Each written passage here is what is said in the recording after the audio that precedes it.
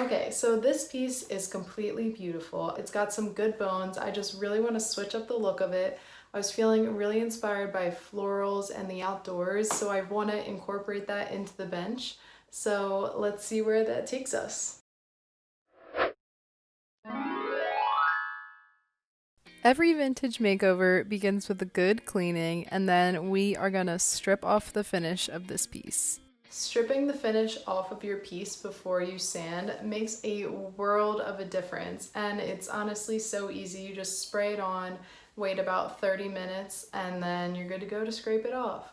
Make sure you take all the safety precautions that you can though when using this. Also, when using a product like this, you want to make sure that you use an after wash product after to remove that oily residue that it leaves. After you've waited about 30 minutes, you can see that the stain rises, and then it makes it much easier to scrape off. I just use this razor blade to get off the finish.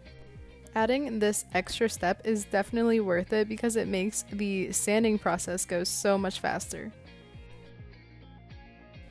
For all my projects, I always begin with an 80 grit sandpaper on my electric sander. Once I've hit the whole piece with the 80 grit sandpaper, I then switch to a more fine sandpaper to get a smoother finish. Once I wiped all the dust away, then it was time for stenciling. I'm adding these beautiful corner floral stencils to the bench in multiple areas, and I think it's just going to add the sweetest touch. For these dainty details, all I'm using is a white acrylic paint to apply the stencil.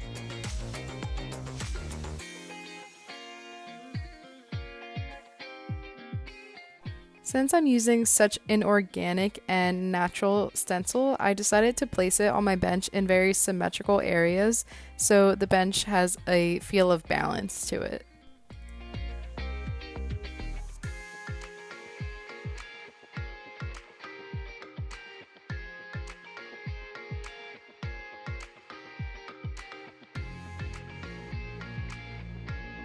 Once I hit the staining process, it was time to grab my brush and my cloth because I apply my stain with a brush and then wipe off the excess with the lint-free cloth.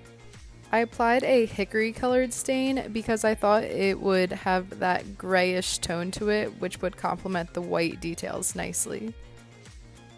This piece is exactly what I saw in my vision with the florals and the garden vibes in it, and I love how it turned out.